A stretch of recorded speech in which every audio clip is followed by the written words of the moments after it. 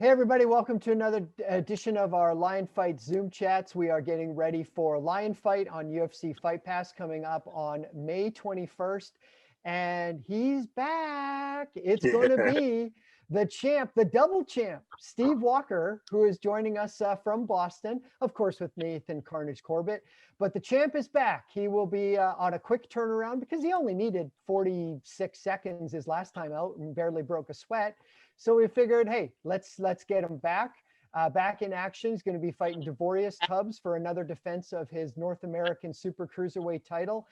And he is recently celebrating his birthday, so we're very excited about that. We are not singing for you, Steve, so you will have to get that tune from elsewhere. We will go with, but let's take it right from the top as where things have left off.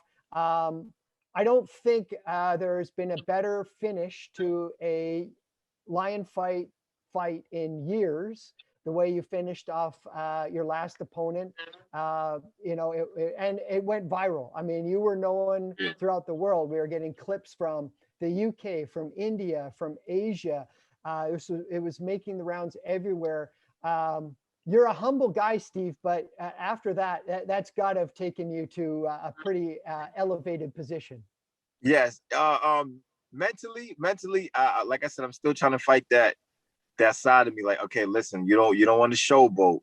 You don't want to be that guy that showboats and then you get cracked later. So I'm still taking it in. I'm very humble about the situation, about that big win, and that viral moment. It was definitely big for me, and it still is. It's still going actually as we speak. I'm just happy that I could, give the fans what they want, which is a knockout. Every time a heavyweight or a light heavyweight fight, the fans want to see a knockout. And I'm just happy that I let the fans get their money worth. Thank you guys. So you can't ever look past an opponent. You can't say, I'm going to do, what I did to that guy, to this guy, coming up or anything. But does a finish like that stay in the back of your mind and go, I want to keep doing that type of thing over and over again? Yes, because a finish like that will build any fighter's confidence. And I also will build the coach's confidence. Like, okay, as a coach, I did my job. And then as a fighter, my fighter did his job by being creative in the ring and by, doing the move that he drilled also during practice and stuff like that. So yes, in the back of my mind, it let me know for this fight going forward with Mr. Tubbs. I also gave myself confidence. Like, well, dude, listen, you just knocked somebody out. You're the guy to beat. So you go in that ring when you fight Tubbs with confidence, and you let Tubbs know, listen, you don't belong in the ring with me either. So yes, I'm happy for that win. And like I said, some wins could be a gift and some wins could be a curse. The curse is that when you get too showboat or too like braggadocious, then somebody might humble you. So I try to keep a balance, and I thank Bill for sometimes checking me. Like, hey, okay, don't get too cocky. This is Muay Thai, not MMA. He always say that this is Muay Thai, not MMA, meaning Muay Thai, we show our opponent respect and the coaches respect no matter what. And I guess MMA, you could do the trash talking, but I guess Muay Thai, there's no really trash talking that much. We just show you. We trash talk by elbowing you or showing you some type of carnage. You nailed it. Perfect segue to go to Nathan, because I'm sure he's going to want to ask you about like a tornado elbow coming up on the next fight or something like that. So go at it, Nathan. Well, I want to start off with saying that I don't think that anything that you do in the ring is showboating it. Like from getting to know you over these last few years, it's just what you do. It's just what you do. Like, I think that's what Steve Walker does. That's who Steve Walker is. So even though it looked like, okay, a showboaty kind of move, or people could, talk about that, I hope he doesn't showboat. I think he can just do that every fight and then not pull it off. I think that we've seen you do that before. We've seen you do against Chris Bradford. You did 3 jumping roundhouse kicks to the head, one after the other, one after the other. Now all of a sudden you're doing, this cyclone kick into the head, jumping knockout, like it's insane. So for me personally, as a former champion, I'm not looking at you thinking, okay, this guy needs, he's going to be showboating. Maybe someone's going to humble him. That you're a humble champion. You're a humble man. You know what you want. You know what you're after. And I just wanted to just let you know that firstly. Thank you. And the other thing is, after speaking to yourself and Bill, like I know you guys work hard in the gym on doing a lot of different techniques. You're working on, climbing up the bag, like you said, and doing spinning stuff and doing stuff that, is, I guess unconventional to most people, but very conventional to you because that's your talent. And you're just basically shining your talents outwards in your creation. So how your mind is thinking, you're now developing it in your body, and now it's showing on the stage. So it's super exciting. Yeah. Thank you. Yeah.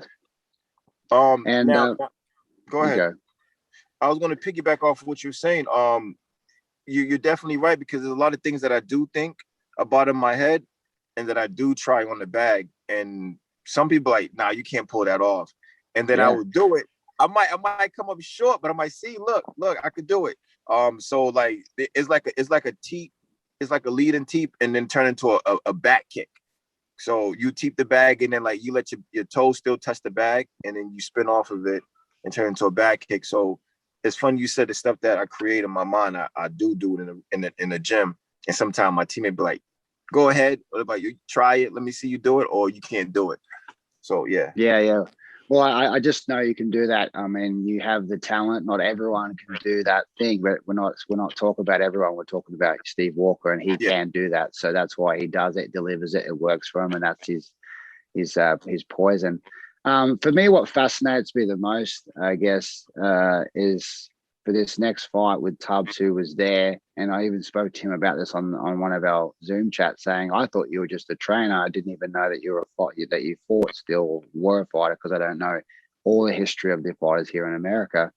And I'm like, you just saw, Steve just like, brutalized not just someone like, Colette being a champion and fought a lot of veterans and a lot of big names in America, and he just got floored. And the thing that people forget about is he was actually already knocked by your front right hook.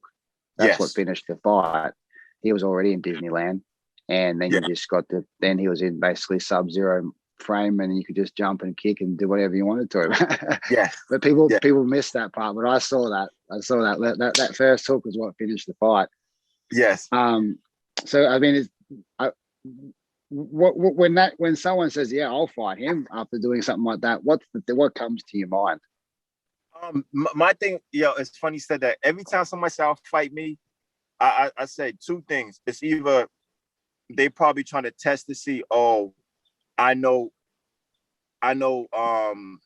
what I got to do to beat Steve Walker, or they in their mind they go, but let me see if I could try to weather the storm and see how does he fight during the third, fourth, and fifth round, because I don't think a lot of people saw me fight during the third, fourth, or fifth round. Out of my 9-fight career in lion fight, I want to say 3 fights went to the 2 fights went to the 5th round. I want to say that's in Vegas, and I want to say that's Bradford. Yeah, right. And you finished the guy in the 5th round. And I think Olivier Fairtex, you guys went 5 rounds too. Okay, so was 3 rounds that I ever went 5 rounds out of 9 fights. So I think a lot of guys are sleeping on me. I think a lot of guys think that I come out fast, and if they weather the storm, I might start off slow or get tired. But whenever they said they could beat me, all I could say is just prove it. Call up Lion Fight, call up Scar Zerd, sign the paper, show the world, make me a believer that you could beat me. Because like I said, I am the guy to beat, and if they said they could beat me, they just have to show me that. Coming May 21st. Exactly. You are the guy. You are the guy to meet. I mean, like I said, you have the 2 titles. You have the North American and of course the world title. So, if anyone wants that position or even wants to even have an option to shine, they have to do that. But I think people coming up and taking you on, it happened to me in one of my early in my career. I would retire people where they thought they had a chance and they got wiped out, and they just basically retired. So I feel like you're going to be retiring a lot of fighters soon. Yeah, well, I appreciate that. Like I said, you know, I'm we not do got saying that. some. I'm not No, saying for this next right fight, for me. Tubbs, because Tubbs is a good guy. I'm just Yeah, saying in general, whoever it yeah, might be, because I've been there. I know I can read the future, knowing from the past that you're yeah, gonna finish people's careers. yeah. I appreciate that compliment, and once again, all I got to do, like I said, sign the dotted line, make me a believer, make the world a believer. With Tubbs, I think he got advantage, and I'm gonna give him some credit. I think he got advantage because he's a coach, and usually when you're a coach, you tend to like you work with fighters, so you get to see punches come in, you get to see kicks and Yeah, stuff like that. Um, but but me as a fighter, I still think I'm gonna have the upper hand on him because I'm still training. I'm not just holding pass with people. I'm training. I'm putting in the work. So where I'm at, I think he's still trying to catch up. As in, like, okay, yeah, when he's being a coach, I'm being a fighter, and then so now he has to like, okay, now he has to jog now, or now he has to hit the bag now. He got to go into fight camp. You know what I mean? While I'm a fighter, I'm already in fight camp. But some coaches don't be in fight camp, so they might put on that extra weight, or they twitch muscle might not be the same. But I believe his eyes and hands coordination will probably help him out in this fight. But once again, he's not going to take the belt from me. That belt's mine. yeah. I mean, absolutely. That's it. As a person who understands what you're saying about being the fighter and being the coach, because I'm now a coach and was the fighter and champion for many years. You can't be both. You can't be Right, both. I mean, you work and you teach and you inspire people, but you do that just in that small percentage, and then the rest of the time it's like, I'm not taking right, 6 months off or 2 years off to be a trainer, and I want to come back to my fight career. I'm like, no, right, I'm on this journey until the wheels fall off, and then when the wheels fall off, I move on. right. So yeah, Perfect, so perfect. Perfect. I commend Tubbs hugely. I'm looking forward to a great fight. I hope he gives you the hardest fight ever. I hope that it's a Mm-hmm. beautiful fight to watch for the fans. I hope everything goes well for everyone. And I don't like to be a person that takes sides, especially being the color commentator. When I call the fights, I talk neutrally about what's happening. But I just Yes, don't see anyone. I just don't see anyone right now beating Steve Walker. got you. I appreciate that. Yeah. Tubbs. I watched a few of his tapes. He fights kind of like awkward a little. It's kind of weird to me, but I'm still trying to like process his database in my head. Like, how does he come out when he fight? Like, I watched like majority of his fight, and I try to see each fight that I watched. Did he come out the same? Did he do a jab, low kick? So I try to take notes on how he fights to see to store, like I said, in my database to know him. So whenever I fight him, it feel like, oh, I'm familiar with his moves already because I've Yeah. been watching his tape. I've been doing my homework. But all his fights been 6 years, 4 years, 4 years, 6 years. So I'm like, he might have a little ring rust. So like I said, he might have the advantage of being a coach, but I'm gonna have the advantage of being a fighter, and I don't have ring rust. I believe he's gonna have ring rust, and I think this is gonna be a good fight for me. And like I said, when it takes all, and I'm really gonna hurt him. I'm really gonna hurt him. We all sign up to hurt people. That's why we fight, right? And then we have a drink after. So, no pun intended. Oh, Nothing personal, Tubbs, but you're a I'm gonna bad hurt man. you, You're and a we're gonna have bad a drink. man. We love And it. We Steve, love it. We love bad men. Got you, I, got you. I wanted to follow up on that, and this will be our last one for you because I know you've got a crazy schedule, but it's something Nathan and I talked about this after we last talked to you, which was prior to to your win, or eventually what was your win over Brian Collette. You hung up on that call, and Nathan and I kind of looked at each other through Zoom and went, "That's a different Steve Walker than we have run into before." You have that same now philosophy for this fight. Is it just like flipping a switch almost from 2019 to 2021, where the bad man is here now kind of thing? Yeah, it's funny you said that too because I'm gonna let you guys in on some on a Steve Walker secret. So I have about like 4 friends, good friends, that I could call my good friends on my fingers, and they're always saying, "Dude, you're too humble, dude. Be the bad guy. Like talk trash. All like he said, every time I go on Instagram, I see people calling you out or adding your name, like, oh, I could do this to you. And you just be so humble about it. And I'm like, maybe 2021, I become a bad guy. I'm gonna start speaking up for myself. And here I am slowly doing it without really notice that I'm doing it. So it's funny you picked up on it. But yes, this go around, I don't mind being a bad guy, you know. And Well, I think look, before you go further, let me stop you there quickly. You're not the bad guy. okay. You're not the bad Okay. guy. You're a You're not the bad villain. man, not a bad guy. You're not, Bad. you're not the I don't villain mind here. being a bad man. You are the hero, and you're just basically letting people know, like, okay, come on, Yeah. let's be real here. Let's be real. And like you said, you know, we all fight the same.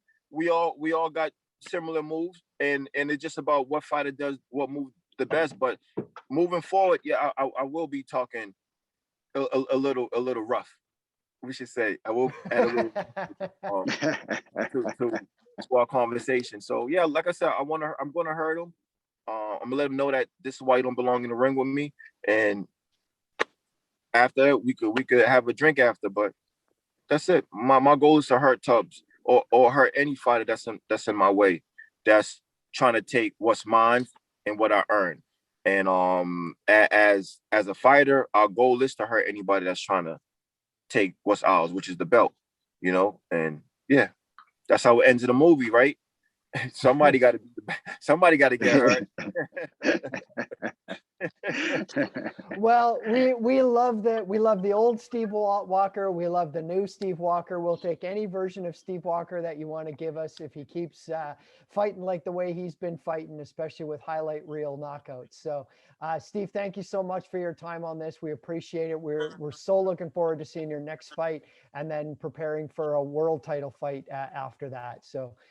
Steve, thank you so much for this. Nathan, thank you for your time as always. And everybody will bring you another edition of our Lion Fight Zoom chats coming up ahead of Lion Fight 66, May 21st on UFC Fight Pass. Bye for now. Thank you guys. Later.